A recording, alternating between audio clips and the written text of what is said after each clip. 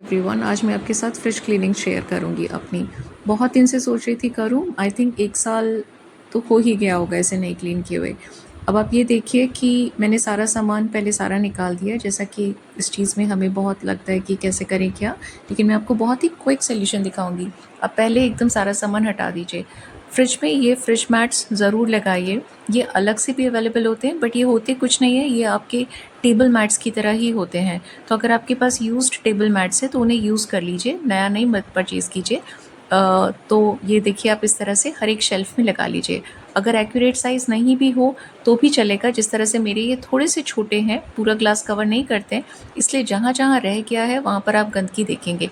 पर इनसे इतना प्रोटेक्शन हो जाता है कि रोज़ का जो बर्तन इस पे स्लाइड करता है, या दूध गिरता है, या चाय, जो भी वॉट एवर इट इज़, कुछ भी है खाने का सामान, वो इसी के ऊपर मेजर रहता है। तो आप देख सकते हैं कि रोज़ रोज़ की बात नहीं है कि अगर आपके फ्रिज का ये शीशा टूटे या स्क्रैच आ जाए या ख़राब हो जाए तो आप उसे रिप्लेस करें, क्योंकि काफ़ी एक्सपेंसिव हो जाता है।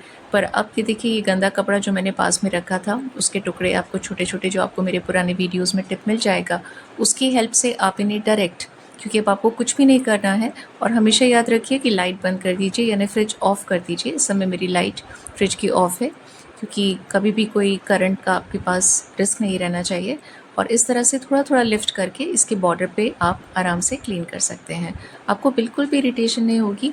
और अब ये नीचे की जो शेल्फ़ होती है, जहाँ पे ये वेजिटेबल बास्केट है, इसके पीछे का निकालने के लिए आपको हर हालत में ये वेजिटेबल बास्केट और ट्रे, इसे अलग करना पड़ेगा, क्योंकि नहीं तो फिर वो गंदगी वहीं रह जाएगी। तो ये देखिए, मैंने आपको हटा के दिखा दिया। इतना डिफ़िकल्ट नहीं है, क्योंकि सबसे बॉटम का पार्ट होता है, तो वो ईज़िली, बास्केट तो आप दिन भर निकालते रहते होंगे।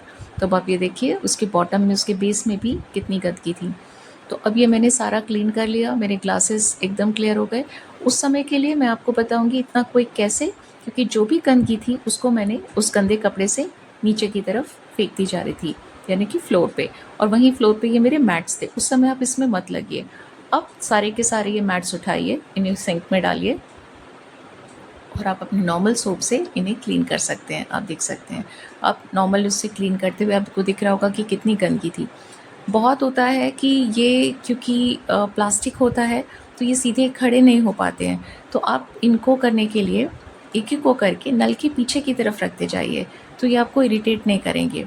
और फिर ध्यान रखिएगा कि इनका सूखना भी उतना ज़रूरी है, क्योंकि हम फ्रिज को ज़्यादा देर तक बंद नहीं रख सकते।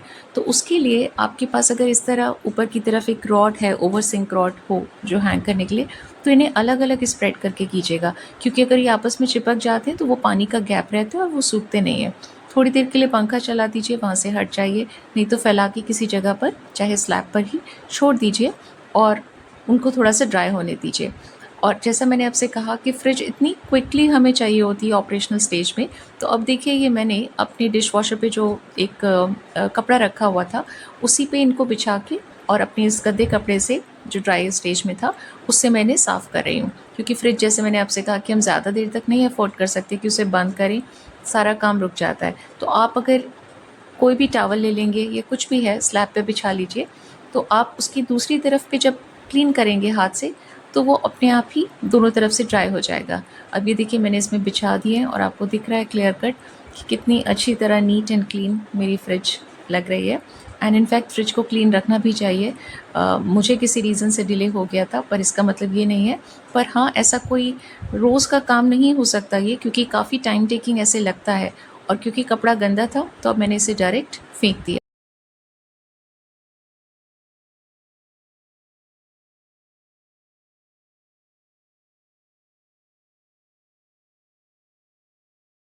वीडियोस में डिस्पोजेबल कंटेनर्स के यूजेस भी आपको दिखेंगे। Do subscribe my channel.